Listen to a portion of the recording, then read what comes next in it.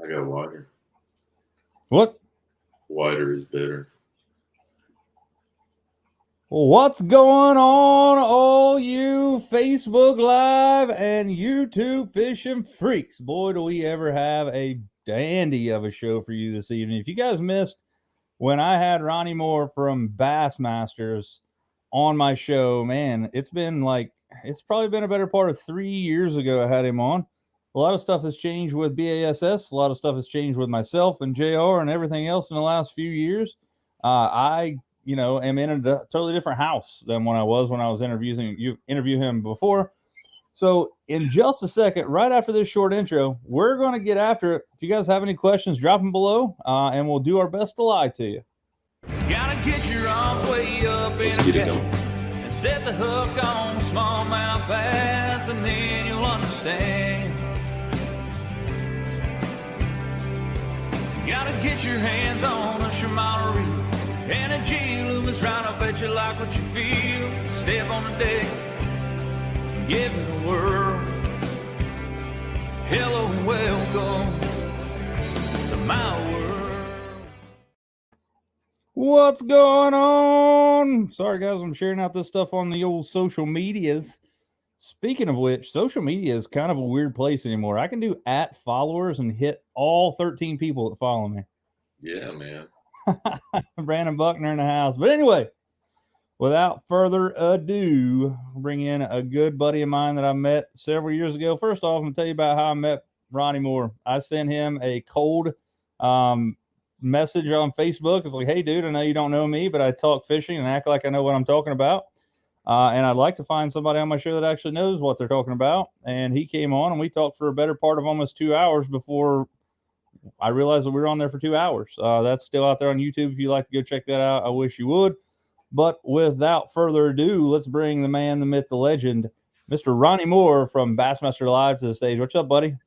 What's going on, guys? It sounds like you were just doing my job description. A guy who talks a lot that doesn't quite know exactly what he's going to say next or what he's talking about in general. So I'm glad to be with you, man. That's awesome, man. Quick sidebar here. We all know you work with some of the greatest people in the bass fishing world ever. But you know, when Tommy Sanders retires, I'd like to formally submit my application. For you to be here, let's do it. We need more bodies every day. I promise. We were in a meeting today and we were talking about needing/wanting more editors because we're putting out so many live shows / posted shows / social content. Like you said, social media is a weird place these days. You gotta do it all and hope something sticks. And so we always need some more living, breathing bodies. That's why they brought me in. Yeah, man. I'll send you a resume, which is at this point like 4 pages long, which is crazy. But anyway, without that, and again, guys, so you guys know who Ronnie Moore is, but if you don't, he is a resident bass talker, as he has coined himself, and he talks for a living, hours on hours at a time, and he has graciously donated a little bit of his time to be with us this evening away from his family, who has, recently had, obviously has a family of his own, and you have a daughter, correct? Yes, sir. A year and a half, just over a year and a half. I think tomorrow it's like a year and 8 months or something like that. I don't know. Once they get past a year and a half, it's like they get into all these, carry the one numbers and how many months it's been. So it's been a while, but it's a year and a half, and it's been the best year and a half ever. That's for sure. It's been a little challenging at times, but man, that's like the ultimate goal. You want to talk about like Tommy Sanders and working with him or doing your dream job and opportunities like that. But becoming a dad's been the best thing that I've ever experienced in my life. And I know that I only have 16 and a half more years with her before she leaves the house. And I keep counting down the days, not in a good way, but like, oh my gosh, she's growing up too quick. Yeah. So just to let you know, I had to Google this, by the way, because I don't have this kind of mathematician skills on my noggin. I am 475 months and 2 weeks old, just so you guys know. That is awesome.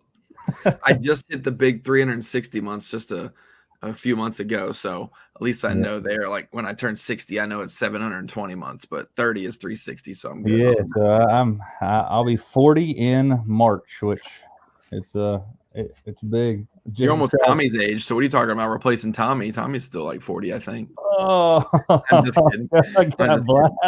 Tommy's upper 60s. Yeah, I'm just playing with you. But anyway, so the low hanging fruit on the podcast shows anymore is live scope and where it goes from here. I would like to know your opinion about. First off, I'll give you my opinion. I don't think it's going to go anywhere. I do think that you'll see these like uprooting people making these events and these tournament trails that are live scope restricted because it does give you an advantage. I'm 100% with that. I do believe that if you don't have live scope, you are definitely at a disadvantage, and I think there's a place for it. But one of the things we talked about on the show recently, I kind of like to get you to weigh in on it because it's not something that you really see that much unless you're in the opens, is the co-angler side of things that nobody likes to talk about.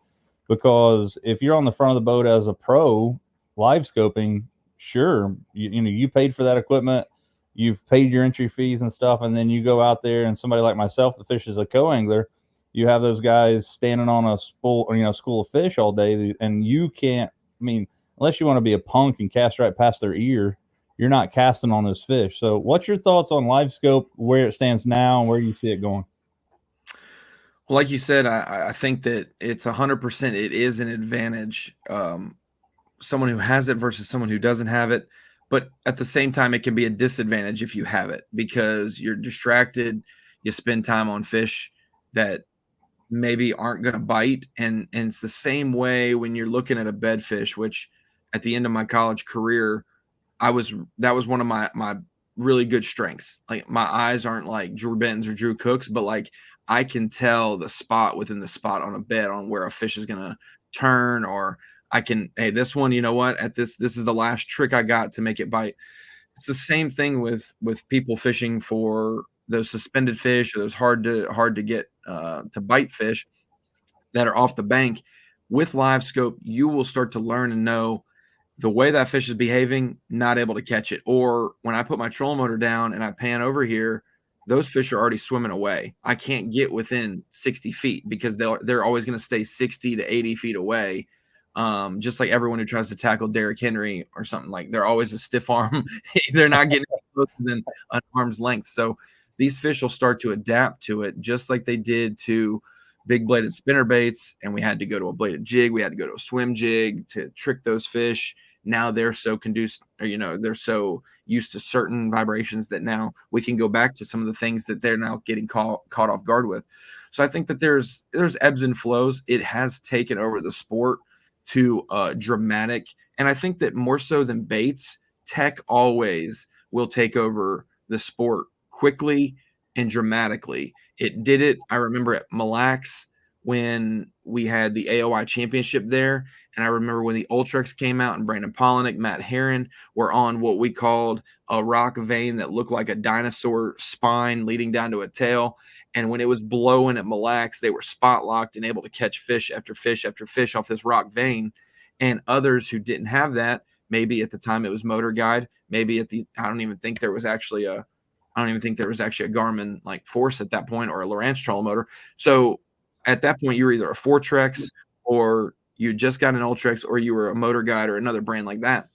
You were at a disadvantage because you couldn't stay in the wind, in the waves, and just focused on your cast. So I'll say that not in terms of, and I see this comment from Mark, the difference is when bed fishing, you're fishing for one or two fish. When you're scoping, those guys are finding schools of fish. But normally when you're spending time on a bed fish, it's a 5 to 6 pounder, in which in a 5-fish format, that is just as gold as catching a couple threes. Maybe there's schools of 5s, but more times than not, other than smallmouth, it is you're fishing for, I'm going to spend an hour on a bed fish if it's a 5-pounder. But I will say, and at the end of the day, you can catch 100 fish and be tied in the same weight as somebody who caught 5. That's still the name of the game, is 5 fish. But I'll say that live scope conducing, are taking fish and making them more accustomed to it. They're getting, used to that. I will say that B.A.S.S made a decision this fall to create a committee to further investigate it on the conservation aspect side of it, on the competition aspect side of it. If there's limitations to be had, if there's anything like that, trying to understand and learn, because I think we now have a responsibility. We've had it, but now we get to flex that responsibility of when we make a decision in the sport, everyone else follows. Everyone will listen. Like I'm not trying to throw shade on MLF or the BPT or whatever. If we make a decision, most every person in fishing will make that same decision. When we went from killing all our catches early in the time of Ray Scott creating this to going to 10 fish limits, 7 fish limits, 5 fish limits, that is states and regulations. Everything's followed. So the worst thing we could do is immediately ban it. If we immediately banned it, it's hard to go back on that. We can destroy a whole part of an industry, just like we did with the Alabama rig. And I will say that as like we did destroy the Alabama rig as quickly as it rose up. It no longer was. It did not have the traction and momentum because you weren't seeing it at pro level. And so you mentioned this at the top, and I'll. That was just my initial thoughts, but you mentioned there's a time and a place for it and an advantage of it. When everyone in the field has it, there's no longer an advantage of it. It's all about skill then. Just like when people had power poles, some people didn't. Some people had one power pole, some people had two, some people had this or that. If everyone has it, it's now an even playing field. Same thing with, like I always talk about with basketball shoes. If everyone's living in the Converse era and that was the best shoe, Nike comes along with a better shoe, would it be silly for the pros to continue to wear Converse and have the everyday angler or everyday basketball player able to buy Nikes and wear them in their games? So I wouldn't want to limit the pros and have everyone else wide open to it. It would be silly to have camera boat drivers with live scope and pro anglers without it. They're the best of the best for a reason. They got there without it most of the time. And so I want to see them play in the biggest arenas with the best capabilities for the highest weights to showcase everything. I think it makes it better in that way. So there's some positives, some negatives. But this committee is really going to take time to invest in looking at angler boats, positioning of transducers, conservation aspects, because there's not been a black bass study on it yet. According to Gene Gilliland, there's been catfish and crappie. So there's a lot of different things we want to take the anglers' consideration, but this is also a B.A.S.S decision for the future of the sport for sure. It's awesome. I'm sure you see the comment there from Chase Sansom, another B.A.S.S guy. I'm just kidding. Chase actually is from our area. He lives about 20 miles from us, so it's pretty cool to see you guys working with you guys every day. 5 live scope, yeah, but that's Randy Blockad or whatever his name is. Anyway, so and the thing about that is, I think that's where you're going to see this going. Is like I know some guys right now they're rigging their boats to fish these bigger tournaments, and they're going to have 2 live scope transducers shooting off the back of their hydraulic jack plate. So they can have like multiple views and stuff. And I see that going forward. And I think it's a great idea, you know, and you're talking about not having an advantage because everybody has it. You're 100% true with that. I think that, you know, for example, like here's what I can say based on my limited knowledge of it, because I don't own it. Right. So I would love to have it, but I would be, you know, I've been, you know, truthful with everybody that's asked me why I don't have live scope is the fact that I like running Humminbird graphs and I'm not sponsored by them, you know, so I don't feel bad saying this, is that I feel like their forward facing sonar is probably not even number 3 on the list. There's probably somebody else out there that's coming on some, you know, I think that Garmin has it wrapped up, and then you're going to have Lowrance coming in second. And then, you know, way back there in like 3.9 is the mega live stuff. And I, you know, because I like 360. I like that other stuff. That's why I don't own it. But I went down to Dale Hollow. I was pre-fishing for a tournament. I got a Kentucky Bass Nation Team Tournament Trail Championship coming up actually this weekend. And I went down over the weekend before Election Day, and I don't have live scope on my boat. So Dale Hollow is first way different than any fishery that I've ever fished. It's like, you know, the deepest spot I found in winter pools 110 foot deep. And these fish are regularly in 30 to 60 foot of water. And me not having live scope, these fish also chase. I think they like are born as fry and then they immediately start chasing bait. Like I have some crazy images from my Humminbird that you could just see. I mean, massive schools of some kind of bait fish and just fish absolutely, you know, stacked in those things. And unless you have live scope down there, you're not targeting those schools of fish because they're moving. Obviously, they're not stationary targets. So I went down there, fished 4 days, and caught 6 bass, and not a single keeper. And then another thing that you saw with that same lake, Del Hollow, is they just recently had an MLF, or I'm sorry, it was a FLW regional there. I think there was like 160 boats and over 100 boaters or 100 co-anglers blanked the first day. I think that's the biggest issue that needs to be kind of addressed, is not the boaters using it, because I feel like that, it is an advantage and it is something that they should be able to use. Like, I'm not hating on it because I don't have it. If I wanted it, I would go buy it and I would use it because I do think it's an advantage. But I do see, like somebody mentioned it last week, and I thought it was a great comment. And I think you'll see it. He said, I don't know why you haven't seen a co-angler show up with an ice fishing setup with live scope.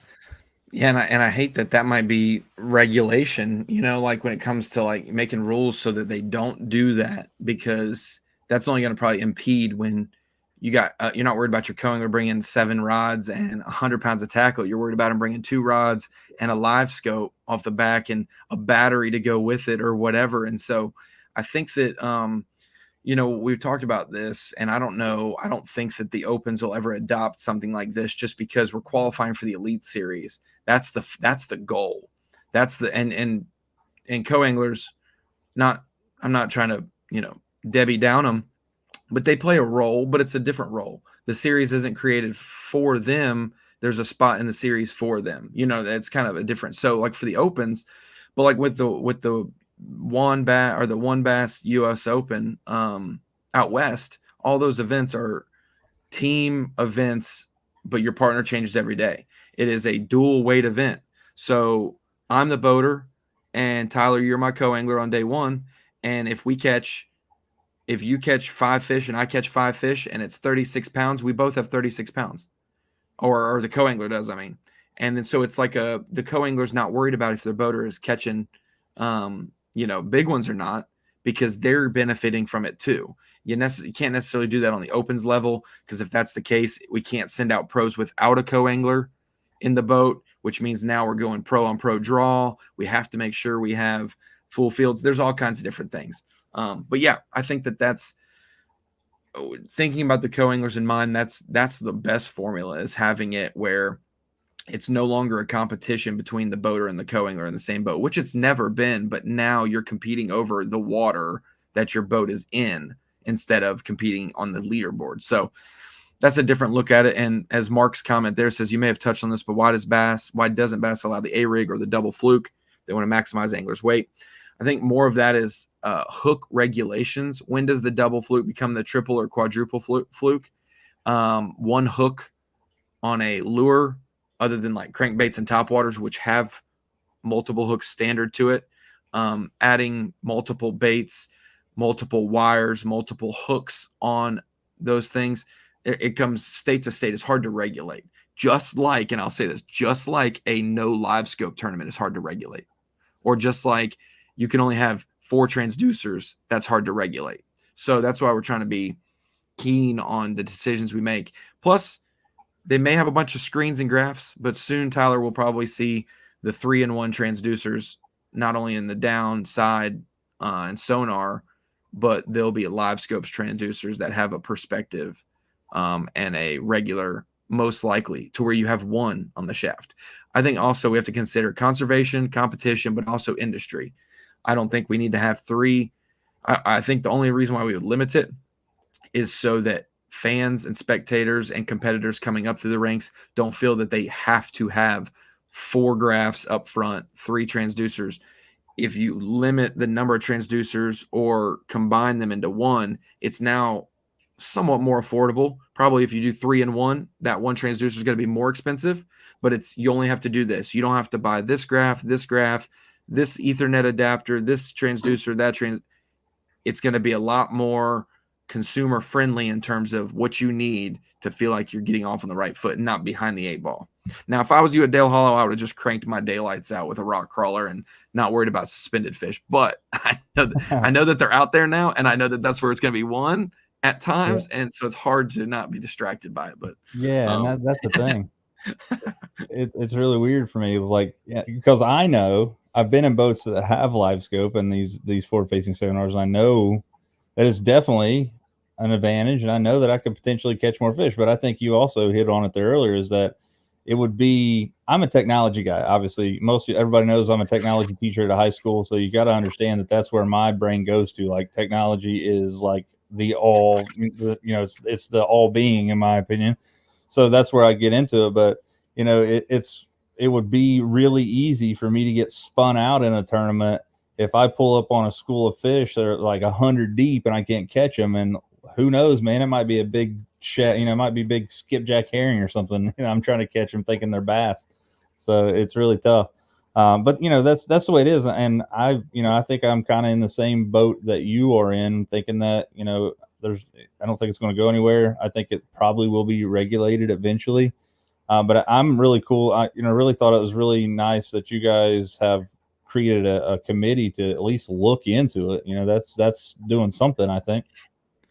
So, Ronnie, you kind of went through a lot of these, kind of sitting back and you talking about, people getting the, the anchor and getting shallow water anchors. We talked about live scope extensively. Where do you think we're going to go from here? What's the newest technology that's on the horizon? I'm an old man when it comes to being a 30-year-old. I've got no power poles. I just got an Ultrex a year and a half ago, and I've used it 3 times because I've been so busy with Bass Live. I haven't even fished with it. I don't have live scope. So when I see comments of everyone saying, like, these kids these days, bro, there's a lot of us old souls in young bodies. Like, I love chatterbait and topwater, and that's my style. And so I'm not super like in love with just picking up a spinning rod and going and hunting for a single fish offshore. So I don't know necessarily where we go in 5 to 10 years, because I've been so busy the last 5 years making sure that we're competing against MLF to the best level since the split that I don't even know. It's funny, is I think my first fish that I caught on my buddy's Panoptics Gen 1 was like 2016. We won a tournament at Lake Hartwell in the fall before I moved to Arkansas, and we had it. So people are like, this live scope's ruining it. I'm like, homie, we've been having this. This has been around for a while. Hackney showed me a 16-inch graph that he had so he could have less graphs, but the same amount of screen, so he could just do it all on one instead of having a bunch of screens. So it's like, I don't know where we go, but I know the sport is cyclical. I know that fishing, pressured fish, all of a sudden get disregarded, and people get obsessed with offshore fishing. During the ledge fishing days at Tennessee River, the heyday, the bank was wide open, and those flippers and froggers still competed for 1 or 2 day tournaments. It's hard to do it 4 days in a row, just like it is hard to compete against live scope 4 days in a row. But for local tournaments, like, you could still go do, and your water is freed up. So honestly, in the next couple years, I think that we will see, I think we'll start to see a level, not in like tournaments being won without live scope versus live scope, but I think it's going to be, instead of 26 to 27-year-old average, you're going to see like 38 to 40-year-old average. Like, they're going to slowly catch up in terms of knowing it. I've always wondered why Jason Christie and Greg Hackney get a pass. Like, it's always these young guys in their live scope, and those are 2 of the best live scopers I know. It's just because we've endeared them to the heyday when they were doing it without electronics, and now all of a sudden it's like we've given them a pass. But I'll say that I think that some of those mid-30s to 40-year-old guys will start to take the instincts and the knowledge they developed pre-electronics, and they will start to redominate again. But there's always a little portion where new blood comes in and dominates. I'll say it, I'm a big NBA fan. I'm a huge Denver Nuggets fan. I've liked them for a long time. There is the Carmelo Anthonys or the LeBron Jameses of the world that were ultra dominant immediately when they came in as young guys. And then you start to see the Dirks of the world, who are a little bit older, still beat them in key moments like the finals and take out their championship hopes. But then you start to see the longevity. Those guys who were younger get wiser to the moves that the old guys had, and they start to redominate again. I think that we'll see the same thing in fishing. It's not like they forgot how to do it. They're just going to take how they approach the stump and do it out here suspended or over timber or something like that. So that's hopeful for me. And I think that it's good. I'll say this. Every single person in the world in fishing was like, let's grow the sport, grow the sport, grow the sport. Now all of a sudden these young guys are coming in. We've grown the sport. College is huge, high school's big. And now everyone's upset. We've grown it so much that their idols are not dominating anymore. I'm like, that's what you've been praying for this. You've been asking for the industry to get younger and with the times. Now we're with the times and we hate the times. Yeah, and looking at myself as a technology teacher, and I grew up with technology. Like, I was playing Ataris, and I consider that technology back in the day, and then Nintendo, and all the way up through. And like, we were all part of the the internet boom. Back before there was a Google, there was like an Alta Vista. Y2K. Yeah, so I call that stuff in the world. But when you see this younger generation, I don't know if you call them Gen Xers or whatever, but I consider myself being like right on the end of that.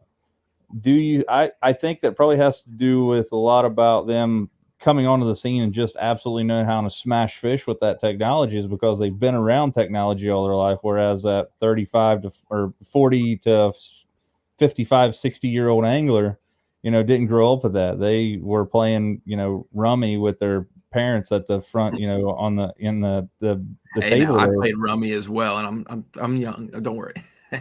Yeah, I'll say the one thing is that when you were becoming a pro, maybe it's Greg Hackney. I've just been using him as an example because I love Greg and he's the man. He's pretty level-headed on things. When Greg Hackney was coming up, you were like a fishing guide, or you were a general contractor that could take enough time off. You're an electrician. You were something like that. And you were trying to fit. Jason Christie was a basketball coach. So he was a basketball coach that fished and dominated on the weekends. Finally, when travel would be too much to be a coach, he decides they win the championship, go out on a high note. And he told me on my drive back with the bus after winning the state championship, I realized that was the last game I was going to coach. I was going to go full bore in this fishing thing and see how it went. Then he starts to do that. These college kids are coming out already with the desire and the hard work put in to become pros.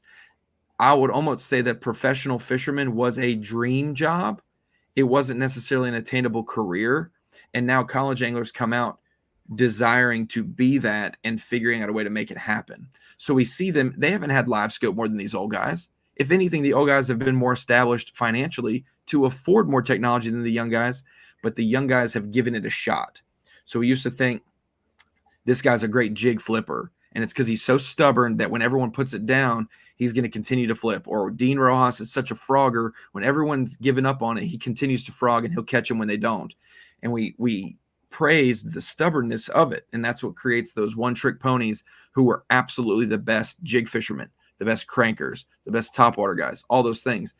We've preached versatility, and I think that this younger generation is more open to other concepts and ideas and have given it a shot. Not just they love fishing out in, 100 feet of water. Because I promise you, with the YouTube generation, fishing out in 100 feet of water with live scope does not get you the views. It's wrecking big ones and doing it in a cool way that gets you views. So big baits became a thing, power fishing, grind, braid snatching. That's the thing. So it wasn't the YouTube generation to do it to get attention. They just, we'll go try it. I have flipped down my best set of row of bushes and hadn't got a bite, but they keep flickering out there, or I pan out there and there's fish out there. I'm going to go out there, and you start to realize that's much more of a stable pattern at times. So I wouldn't say it's a young versus old. It's I've done this to get to this level in my pro career because it wasn't even a profession when I was younger. Now it's my pro career. And these kids are like, I'll do whatever it takes to get to this pro career. So that's my thing. I see Corey's comment there. If you want to talk about that, we can. Yeah. So before we get to Corey's comment there, one thing that you mentioned about Jason Christie and why he gets a pass for whatever. One, he's a hammer, and so is his Hackney. But I did see John Garrett's a freaking hammer too. Yeah. and he's one of the young ones that gets, like it's a Yeah. weird dynamic, and I'm trying to fight both sides of the fence. They're pulling Yeah. my arms. They're gonna pop out of socket because I'm on That's both right. sides. So I saw that Jason Christie had a video today. I don't know if it was posted today, but I saw it today on one of his reels or whatever, talking about live scoping and how it wasn't so much about catching fish. It was like seeing how the fish were reacting to his boat, which was, that's why those old heads like that, like they're so like, in tune to what they're looking at. You know what I mean? Like, okay, they see this fish, and somebody like me that I consider middle age or younger than those guys are going to be like, I would be that guy trying to chase these fish around, and like Luke said there a minute ago, that I would be, I would get spun out. I wouldn't lie to you, and I could get spun out this weekend because we have Mega Live, and that's what we're going. We're going bait fish. We're going bait fish hunting and try to catch them, but like seeing those guys as they I think they take technology and they kind of look at it in a different way, where we as look at the technology and like, there's a fish, I'm going to try to catch it. Those guys are like, there's a fish, what's that fish doing? Right? Because they're all fish are instinctual creatures. They're either going to eat or they're not. I think fishing is like 80% luck and 20% about being good at doing it. You know what I mean? It's if the fish is not hungry, you're not catching it unless you're snagging that thing. Yeah, and I think that the way that we see smallmouth relate to boulders on a cloudy day versus sunny day, you just assume that they do one or the other, but then when you have that technology, you can see how they react to it. Oftentimes, I wouldn't say some of these anglers, they see a lot of fish, but I'll say they see the structure and give it a whirl. They'll sling a bait over there, and the fish rise up off the bottom, or they're concealed by the boulder, and they pop up, and that boulder is not as big as we thought. It's actually this big, but there was fish so tight to it, it made the boulder look bigger. They rise up and bite it, and you're like, they are so tight to cover right now. All these different things. And so I think it is, we're not infatuated with that there's hundreds of fish by my bait. It's, how are they reacting to the boat? These fish are not catchable. I think you can also tell now this is an area that gets hit a lot, or this is because these fish are not reacting positively, and I go to the opposite end of the lake. Maybe there's less boat ramps over there, and these fish bite immediately, and you're like, these fish have been fished for. Now I know if they behave in that way, they may have been fished for, or cadence, color. Also, I'm going to drop it right to their face, and that's the biggest no-no. Keep it above their face a foot so those fish look up, because there's sight feeders above them. They're going to come up and bite it. I mean, it takes you time. I don't have to do it because I've heard from the best in the world say that that's the way they react. I'm going to drop it a foot above their head, and they're going to come up and get it, or they're going to meet it on the way down. I would have dropped it to their face and not got them and be like, dude, how are you shaking your worm? Because it's not, and it's like, they're not feeding like a stump fish where it's right in their face and they bite it. This is like, oh, there's a school of bait fish above me, so I think that there's a lot to be gleaned from it. And we tried to show some this year through Mega Live on Bassmaster Live. And that was a good experiment, and more is on the horizon of that. And I think that if people give it a shot, they'll see how many fish are around that aren't, it's not automatic.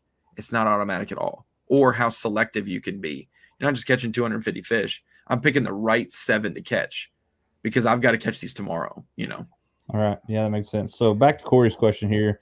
I think it's a great question. How do we improve professional fishing and make it both attainable and sustainable going forward? I think that's Bass's goal when you look at those two words, attainable and sustainable. That's every bass fisherman's dream. One, with FLW and B.A.S.S, like I still don't think there's a tournament that deserves the hype that the Bassmaster Classic gets. And that's where the attainable stuff comes. Just like this weekend, we're fishing the Kentucky Bass Nation. If we win this tournament, we'll go to the national championship. If we go through that tournament trail, that championship, Kyle and I, we're a team, will eventually be get split into both boaters. And then we have a potential, like 1 in a million. So you're telling me there's a chance type deal. But there's a chance to make it to the Bassmaster Classic, which we had a guy on from our area about 30 miles from us, Matt Messer, who just qualified for the Bassmaster Classic there down in Florida there, which was pretty cool. But, what's your thoughts on making it obtainable for the average angler. Do you think? I guess let's go this way with it. Do you think the change in rules to make the Bassmaster Classic that you have to fish all of the series, divisional series to make it, or do you think it should be back like you win one and you can make it? Like for me, I'm a co-angler. If I go win, or I'm a pro, I go win one open, I make it to the Classic. That's still the case. You have to win an open to make the Classic, but you have to fish that full division. So if it's Cumberland, Kentucky Lake, and Dale Hollow, and you win at Cumberland, you got to show up to Kentucky Lake and Dale Hollow to make the Classic. You can't make the Elite Series from that division. You have to fish all 9. Elite Series is all 9 because we're trying to do a well-rounded angler that's used to national travel, and not just staying close to home and then getting thrust into that. But then winning one will still get you the carrot of the Classic, and that is seed money. So that's what's cool is if you're a single division angler, let's just say you go from college or the nation, you want to test yourself a little bit more. You fish a single division, you could still make the Bassmaster Classic by winning one. If you win one, you now have your seed money plus the Classic money you're going to get guaranteed. That will be good seed money to now, if you want to test it even more and go from 3 to 9, you can now fish all 9 events. And you've kind of got everything taken care of. You've got $50,000 plus your 10 grand from the Classic minimum, 60 grand. If it's 16,000 or 18,000 for entry fees for 9 events, then all of a sudden, like you see the path of like, now I either have to change my job to get more time off, or somehow some jobs will let you just take time and not get paid for it. It's not paid time off, but it's just like, hey, I got to go this week. I got to go. There's always sacrifices to be made for it, but I think that the goal of Bass, so we didn't make a payout jump in the Elite Series this year. As soon as the Elite Series anglers saw the Opens payout jump up a little bit in different ways and coverage, they said, Elite Series payout's going to come up too. And that didn't happen. And they're like, well, what the heck?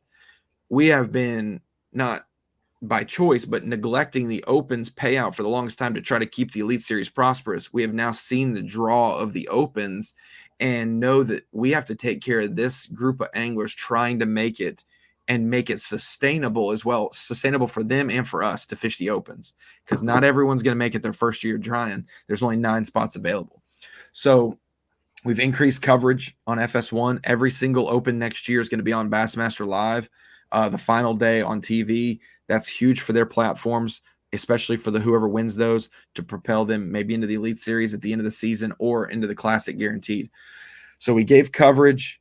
We invested $110,000 on top of, so payouts went up in the Opens. They went down to 45th place instead of 40th. So Opens went up payout wise because of additional entries. I think it's $200 per tournament more for entries. So they went up about $1,800 total, but all of that money, 100% went back to payout. That helped get it down the field a little bit farther to 45th, and the check is bigger than it used to be at 40th. So that's helpful. Then we took $110,000 of unallocated money that we just pulled out of our account to make AOY better. So now if you win the Opens and you make the Elite Series, if you're first, you got your entries paid for the Elite Series, 45 grand for first place in Opens AOY. So those are all steps to make the Opens sustainable for anglers to fish. We want that to be a place. I talked to Kyle Jesse on our Bassmaster podcast today. It'll be an episode that goes out next week. And it was talking about the Elite Series roster and who's new, who's qualified, all these different things for next year that we'll announce very soon. But we talked about that and we said the Opens, we want that structure to be a landing place. So if you do not requalify for the Elite Series, you're not like, oh, shoot, I'm just going to go fish 3 tournaments in the Opens. No, I have a 9 tournament series to fish, and I can sell that to sponsors. We have coverage. There's better payouts. So we're trying to make that sustainable. But I think at the end of the day, the goal is to always make it where anglers don't have to pay $45,000 on the Elite Series for entry fees. We could do that, but your prize pot's going to be a lot less if it's just coming from Bass and Bass sponsors. Also, I'll say this. If, there are, Nike, it's easier in basketball and stuff. Nike sponsors certain basketball players with their custom shoes and things like that, but not every NBA player is a Nike pro. They just get shoes for free because of what they do, just like discounted product. But they're playing for millions of dollars for an organization that makes billions of dollars. So if we wanted to do no entry fees, it's going to be every Bass sponsor is going to be on your jersey as well. Because if they're taking care of it to the level of you don't need entry fees and you're going to make this much money and this is guaranteed to you as a salary, you're going to be wearing the certain logos that are on each individual team for the NBA's jersey, like Rocket Mortgage or Staples Center, whatever. You're going to have those logos, and they're not going to be necessarily brands you represent and have a conversation with. It's going to be league sponsors, and that used to be the route. We used to have the Dirty Dozen Tritons on the Elite Series, the final day top 12. Everybody's running the Triton that is not their sponsor, but it's a boat you got to run, and you can't run your own rig, and you kind of, all the carpet decals are for the league. Everybody fought to get their own boats, their own jerseys on TV, on ESPN those final days. So we fought that and allowed that to be a thing. And then we saw payouts drop some, and everybody said, what happened? Well, what happened was we had a lot of funding going on from big corporations. So that's when it was the Citgo Bassmaster Elite Series. Now it's just the Bassmaster Elite Series. Not saying that money's gone away, but when you say, hey, everyone in this league is going to wear your logo, they're going to spend a whole lot more money with you. So this is a dog-eat-dog, work your hardest to make your living, to represent the brands you want to represent, and you can do it. And like I said, I've said it all the time, there's pros who will make a living with their rod and reel, pros who will make a living through social media, and then pros who make a living with their rod and reel and social media. And that last category, those are the ones who become legends. Brandon Polinick, all these guys, like that's a short name for it. Kevin Van Dam, Mike Iaconelli, making livings with rod and reel and through their brand and platform.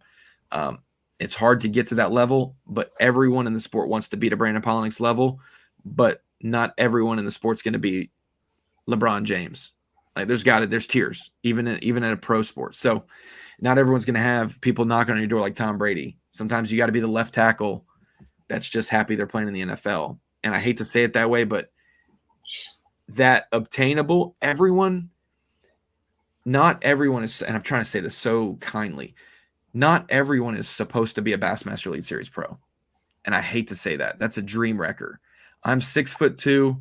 I'm white especially in the winter. I'm white as it gets. I can't jump as high as I used to. And I knew college basketball and the NBA weren't going to be my end route. I don't hate the sport of basketball or think the NBA should make a way for me to compete at a level up. I understood that. Not every single person who loves to fish or can fish tournaments is going to be able to fish the Elite Series. It's going to be reserved for a sacrificial few who will sell out to do what it takes to do this for a living. So it's so hard to say because I love basketball. I live it and breathe it almost as much as fishing. And I know that I can't do it to that level. But fishing has given me the opportunity to be like Rick Clunn if I want to and fish longer. But right, and that's the hard. thing. It's like hard. I was It's one hard. of the things that I was. So we're talking about legends that have done it with the rod and reel, and somebody mentioned here in the comments. And I was thinking about too. G-Man is like obviously. I think he's like the quintessential like social media guy. Like I almost feel like that. I forgot it. He's probably on that verge of making more of a living with social media than it has rod and reel, but he definitely is a hammer too. But he made a video 10 plus years ago when I started into the YouTube world that literally ticked me off, man. Like, and now the older I get, I realize what he's saying. He says that you're either a video content creator or you're a fisherman. You can't like you're a tournament fisherman or a content creator. And then now you see a lot of these guys that are like, well, maybe we should do both. But it lit a fire underneath my rear end, and I understand what he's coming from. Like, you have to, I'm sure he pays people to do his social media and all of his editing and all of his stuff because you coming from the world of B.A.S.S. and a video editor and a commentator, and I'm trying to do all this basically as a one-man guy for my YouTube channel, and you guys are obviously a million times bigger than I'll ever be at Bass. But it's like, if whatever you want to be good at, you literally have to give everything but your family time in your life to. and that is a tough pill to swallow, no matter what you're trying to do. Yeah, and I'll say, I mean, I wasn't going to be the next Gerald Swindle. I mean, I had a really, really good college career for having an 18-foot Ranger with no electronics on it and no, 150. I'm taking shortcuts through 6 inches of water just to stay on pace with the 70-mile-an-hour boats over there because I'm going 52, and I got to cut shortcuts so I don't get passed by everybody. Like, so we all have to make sacrifices, and I didn't get to fish the opens. I got a job with Bass when I was a junior in college. My foot was in the door. I want to take advantage of it and hustle. So what's that mean? I can fish through my college, but as soon as it gets to be semi-pro or pro, I got to make a choice. I can't fish and cover the sport. I got to pick one, and I picked that one. Now, people will say, you got so fortunate. You're so lucky Bass called you. For sure, I was fortunate that they thought of me in the moment when they were hiring, and I checked all the boxes. But every single day since then, I've earned it. I answered 4 phone calls about fishing and rosters and legends exemptions and things while I'm at dinner with my family, just an hour and a half ago. Things that a 9-to-5 person doesn't have to do. And yes, it's about a topic I love, but like, everyone makes sacrifices and works hard. And if you've gotten something in this industry, you've either shown it somehow. No one's giving you free money. No one's giving you free opportunities.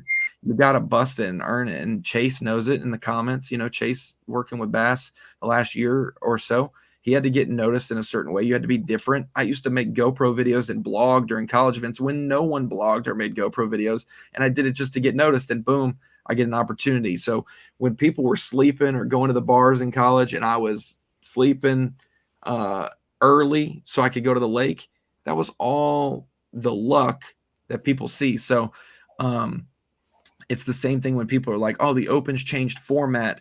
With this format, somebody like Brandon Polinick or Mike Iaconelli from the Northeast or the Pacific Northwest would never make the Elite Series this way. You're telling me Brandon Polinick and Mike Iaconelli would take no for an answer? Heck no. They're going to figure out a way to make it happen, and they both have. So same thing with Matt Robertson.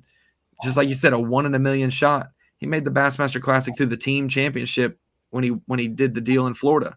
And then he showcased his on-him brand. Then he goes back and wins an Open, makes the Elite Series, and now he's financially set in terms of being a good place in the industry as a figurehead, a noticeable brand. So never take no for an answer, and you got to work hard. Nobody's giving you a spot on the Elite Series. It shouldn't be easy. If it is, then man, it's not something worth doing. It shouldn't be easy to be a broadcaster on Bassmaster Live or run our YouTube channel like I do and put videos out every single day or edit TV. It shouldn't be easy.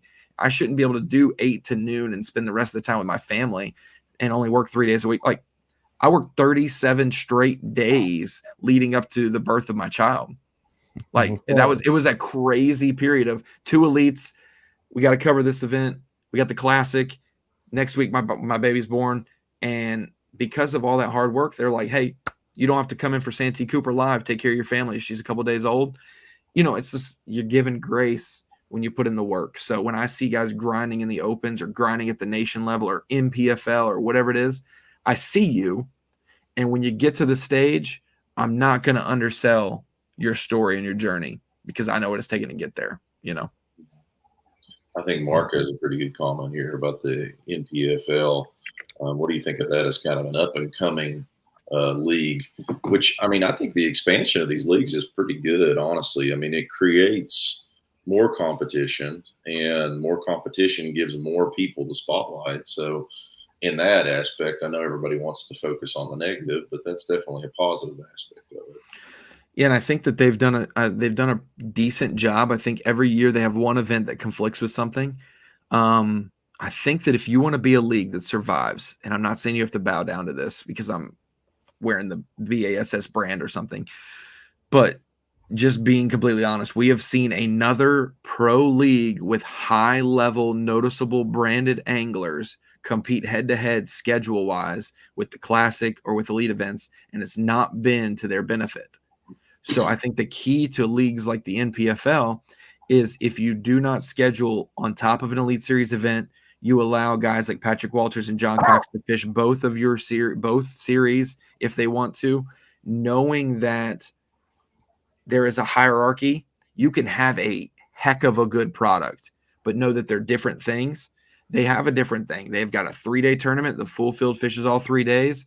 And like that is something that is different than the Elite Series, different than any other trail as well.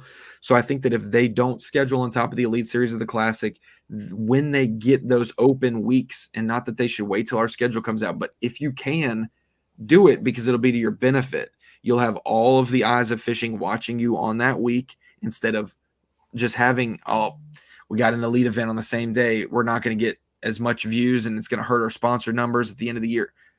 This is going to be a great way to survive and thrive, is if you know we don't have a trail to qualify to get to the NPFL. We are a trail that is unique in its own right. So instead of using it as competition of, hey, we're building a brand, let's start seeing if we can dig into the market share. That's fine, but it could set you back. Even an established league tried to bite into the brand in a negative way, and it bit them back, honestly. Bad. Wasn't it Poche that last year he wasn't fishing NPFL, but I think wasn't he in the Opens and FLW too, and had got disqualified from an FLW event because he was fishing too close to the event on the same body of water or something? So he fished the BPT and the Elite Series, and he also jumped in a division of the Opens, I believe. And so they had a rule that you would get fined if you fished or if you missed one of their tournaments. So if Poche missed a BPT event, he would get fined, and so he would pick them over the Elite Series. We now have a rule that if you're an Elite Series angler, you can't miss a tournament to go fish another tournament. Like you have to be a part of a roster, which is long overdue. But yeah, he had to choose, and so he missed a few Elite events. It showed in his AOI finish. When you don't have a full schedule, it's hard to compete. You can't just miss events and expect to be top 50 in points. So he missed events with B.A.S.S. And some of them, like he was going to miss, if he fished both leagues this year, he was going to miss some Elite events because of the off limits. Like you said, they're coming to Toledo Bend a couple weeks before the Elite Series. That's within the month off limits. He would have missed Toledo Bend. And so, you have to make decisions. You can't always have your cake and eat it too. So I hope, whatever cake he chose, I know what he chose, but I'm not going to say it right now. But like, whatever cake you choose, just be happy where you are. Like, just do it. Like, do it. Like Ron Swanson says, I'm not a huge Parks and Recs guy, but I love this quote. If you don't ever try to half butt two things, whole butt one thing. If you're going to go fish a pro, just do one thing to the best of your ability. Because if you do two, they're both probably not going to thrive to the level you want. Yeah, I think Mark's got a comment here, and I mean, I think I know a guy who can make that happen. I mean, I can't get Mark Zona to trade me in fantasy football, so I don't know if I can get him to do this. He's got more important things to do. He's a hustler, man. Dude, I get it. Like I said, I know you guys are too. You guys are just extremely busy, so I do want to, thank you very much for taking your time with us this evening. But one of the things that, I had a really good comment that was right on the top of my head, but I've lost it. We were talking about people, fishing both series. Oh, I know what it was. So you're seeing people like Bradley Hallman leaving. You're seeing Larry Nixon, a few other people that are leaving. First question is, what's the deal with legend status? If it's what I understand it is, you can never come back to the, I can't say never, but you always have a spot in B.A.S.S. Elite Series if you have legend status. That's somebody who's won a classic or has been Angler of the Year. Is there a certain amount of spots for those people, or does the field just continually grow? Like with we think about MLF potentially cutting their roster. How many of those people try to eat crow and come back? So I don't think it's written in the rules how many. It just happens to be we've had like 2 or 1. Some years it's been Clun and Fritz. Some years, like that one year, is Swindle and Polinick. I don't think we've ever had 3 at one time. Like I think Clun was fine last year, but Fritz and Nixon were the legends. And now they're stepping away. There's different openings, but I'll say the legends exemption with the Elite Series is an addition to the field, just like the medical the medical hardship is an addition to the field. So as soon as you claim legend status or you claim medical hardship as your way of fishing on the Elite Series next year, that means you are no longer a part of the 100-person field of qualifiers. You are a part of the addition, which is why our field is 102, 103, 104. Next year it will be 103. We'll have 2 legends and we'll have a medical hardship. So medical was Bernie Schultz, tore his bicep mid-season when he was inside the Classic. So he tore his bicep, had to pull out the rest of the year of the Elite Series. He got his ticket back to the Elites next year, even though he was within good standing qualification and AOY wise. His series was frozen right then. He can be welcomed back on medical, just like Clark Winlet with his eye when he was blind in one eye at the end of last year. Instead of trying to fish and compete, he was able to pull out, take a medical, and come back this year healthy. So legend status, though, you were right. AOY and Classic get you spots. The hierarchy we do, I believe, is if you're a current Elite Series pro, you get first dibs. So let's just say Gerald Swindle stunk it up so bad a couple years in a row that his average fell below the threshold. He was going to have to requalify for the Elite Series. He could pull legend status. He already pulled it once to make the Elite Series from coming back. He would have another one because he's won 2 AOYs. So he'd have the second one to be able to save himself for that year and be able to fish the next year. So Roland Martin's got 9 legend points. KVD's got 11 with 4 classics and 7, AOYs, things like that. So there's points like that, and there's definitely a list that has them listed down, but Elite Series anglers get first preference. That's why Rick Clunn, David Fritz have had legends the last few years. Then if there's none there that need it, the opens, I'm getting distracted by the comments. Pete over here. Pete's a Texas hammer. I would not mess with Pete. He'll put you behind bars somehow. He's a good guy though. So me and Pete are good, but if he wasn't, I'm afraid of Pete if I wasn't good with him. But I'll say, if you're in the opens fishing them actively, you have to be an active bass angler in the opens, then you're next on the list after the Elite Series. So, and then after that, it's non-bass participants, guys who are not actively fishing any bass level. They're all thrown into a pot, and it's kind of not first come, first serve, but like if you inquire about using one of your Legends points and we have the opening or we have the desire to add you to our field, and we consider at that point it's bass discretion. That's the word I was looking for, discretion. We have the discretion.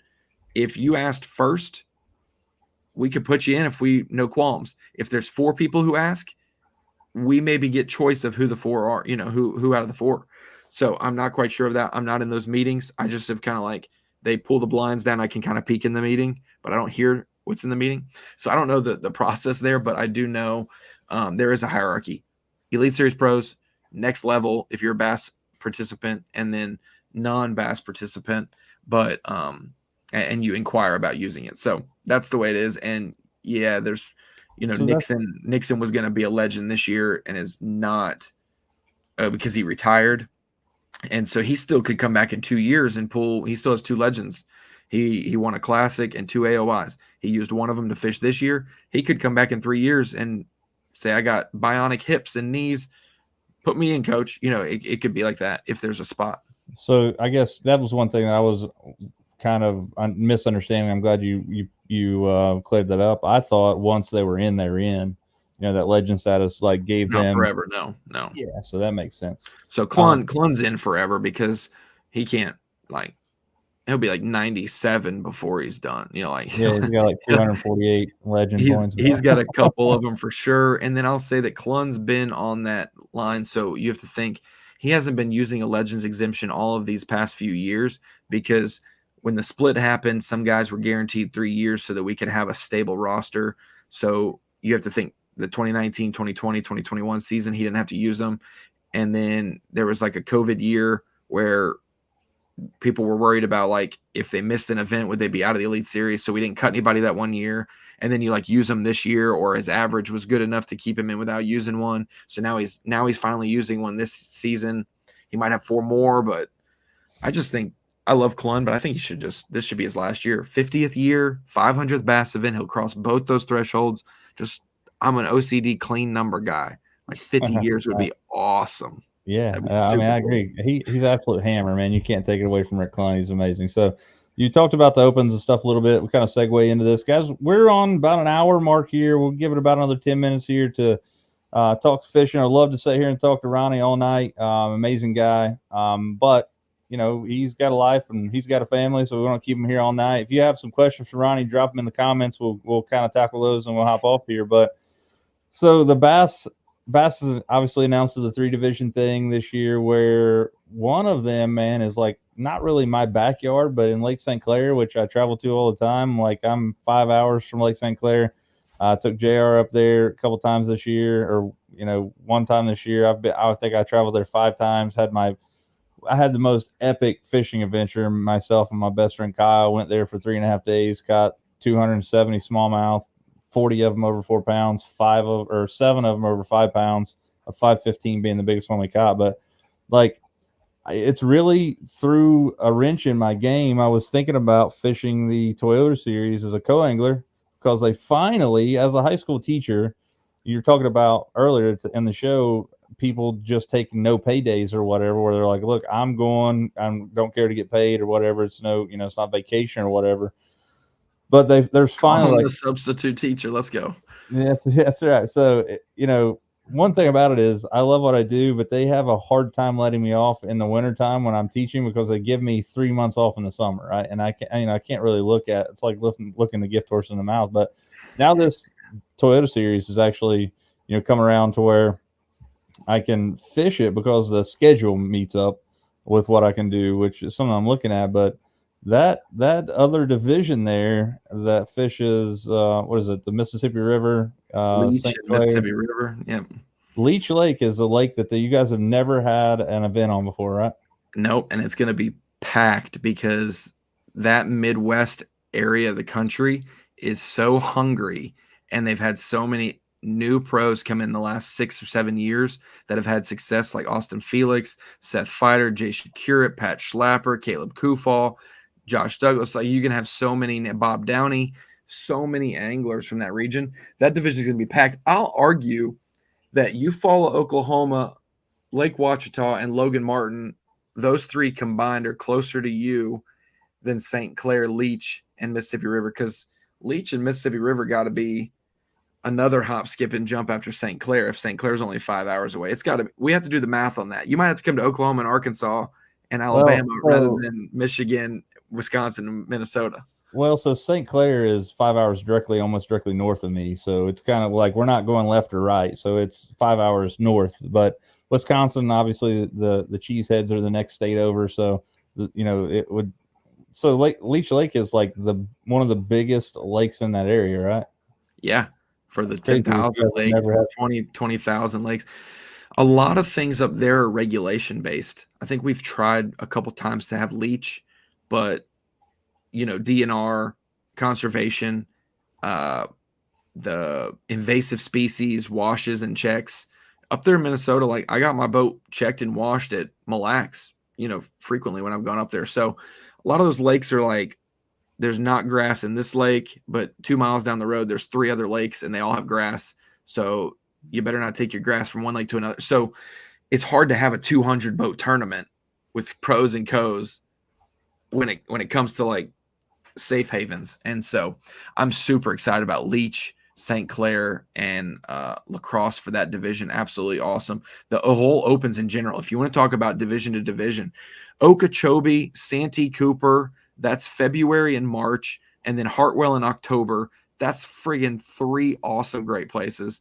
Then you've got St. Clair, Leech, and Mississippi River. That's 3 awesome places as well, diverse as well. Then you've got Ouachita, Eufaula, Oklahoma, and Logan Martin.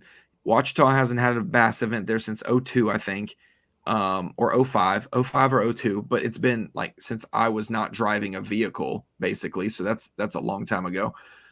And Eufaula, Oklahoma just had their first B.A.S.S event last year.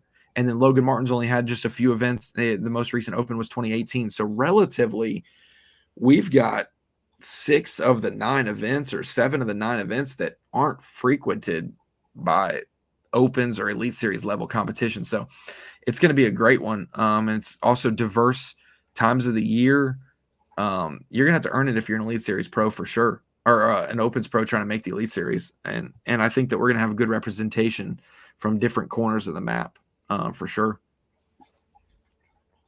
Yeah, Pete Brandt said that he wished you could do a live at Fork this year. So it's going to be a party, 125 pounds to win. Wish you could do it live at Fork this year? What do you mean? We are doing live at Fork in February. Oh, are you? Maybe they're saying if we were live at Fork, like we brought Bassmaster Live to the lake, okay, and we could be there amongst the party, because it's going to be Toledo and, I mean, if you think about it, Toledo and Fork could both break 100. Then we go to the Classic, and then we go to Harris Chain in April, could break 100. St. John's almost broke 100 a couple years ago when there wasn't grass. Maybe in April, and with some grass returning, you could break. I mean, there's, in theory, like 88 pounds should be the lowest weight out of those first 4 events somewhere. Like they should bust them for sure. We need an MLF Top 50 Pros and Bass Top 50 Pros tournament. Just one tournament for fun. There's never going to be fun when you have those 2 orgs together, Mark. I'm sorry. I don't care. I don't care for that also. And I'll be bold about this. Who's hosting the live show that we showcase those things? Because I'm not showing any love to competing people who are trying to put me out of business and hurt my family on the food I put on our plate. If I'm just being completely honest, that's right. Goals, and I don't care to have their team broadcast it, because I don't think they're as good as our team, as humbly as I could say that. And I don't care to broadcast guys who are not wearing the Bass brand and supporting our cause. Just my thing. Boom, mic drop. Yeah. Anyway, so again, guys, we're about that hour and 10 minutes. Looks like we've successfully answered all of your questions, or Ronnie has, because you guys are usually here every week with us, and you realize that we don't know what we're talking about either. So, Ronnie, I do want to thank you, obviously, man to man, friend to friend, for giving us the last hour and 10 minutes of your life. It's always an amazing time to have you on here. More than I will ever consider knowing about the business and fishing and all that stuff. And it's really a breath of fresh air to be on one side of this, talking to somebody who knows the routine about trying to keep a conversation going. Hey, I think back to Miss Terry, 5th grade, baby. Miss Terry said I was getting a non-satisfactory for talking too much in class. And I just want to go to Miss Terry and let her know, hey, I made a living with my voice. Thank you very much. Even though I'm a little raspy right now, I don't know why I'm losing my voice this morning. I don't know what I did, but so no, it's a great sport we're in. I love it. My priorities are in order, though. I'll say over the last year, I would have did anything for the fishing industry, and I still will. But man, that baby girl and my wife, that's been the biggest joy ever. And so I got to keep that the main thing, along with Jesus in my life and making sure I'm priorities set. But anytime you guys want to have me on, I always give time to the gracious, awesome people who will DM me, try to read all the messages possible and reach out. I think I texted you at like 10:30 last night. It was like, hey, by the way, we're doing the show tomorrow, right? I didn't even respond. I said maybe like a week and a half ago. I think it'll work. And then I was like, oh shoot, yes, we'll work. To be honest with you, man, I'm 40, so I'm an hour ahead of or behind you or ahead of you. So it was actually like 11 I was playing video games, so sorry.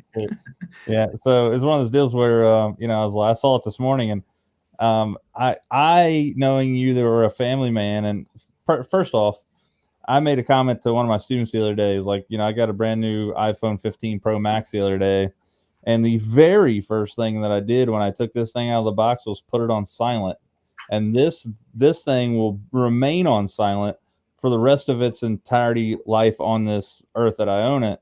10 years ago, we used to pay $1.99 for ringtones. Now we're like trying to silence them all the time. But what I say that to say this, I wake up at 5 o'clock in the morning, my time, which would be 4 o'clock in the morning, your time. So I didn't respond back to that directly. No, you're totally fine. But I appreciate it as always.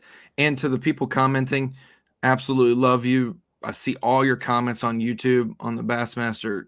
Hey, little girl, how are you? So I see all the comments, good and bad. I sometimes bite back in the comments, but I'm always here for a conversation. And at the end of the day, we have a goal. We don't want to get distracted with little feuds and fights. But at the end of the day, man, I got to ride with who brought me here. And B.A.S.S has been more than gracious to give me an opportunity and say, hey, if you want it, go get it, work hard for it. And so absolutely the American dream. If you want it, go get it, put in the hours. And when you get to the place you want, then you can dedicate your time elsewhere if you want. And they've always been gracious to let me go home, be with my family, never miss appointments, and be present as much as possible. So I'll see you guys a whole lot more. I think like 25 weekends next year we'll be live in some kind of fishing. So I'll just see her when she's 18, but that's fine. That's right, guys. So again, Ronnie, I appreciate you joining us this evening. I will be in touch. But you guys know the routine. If you guys can, get out there and lean on them. We'll see you next time on Another Line.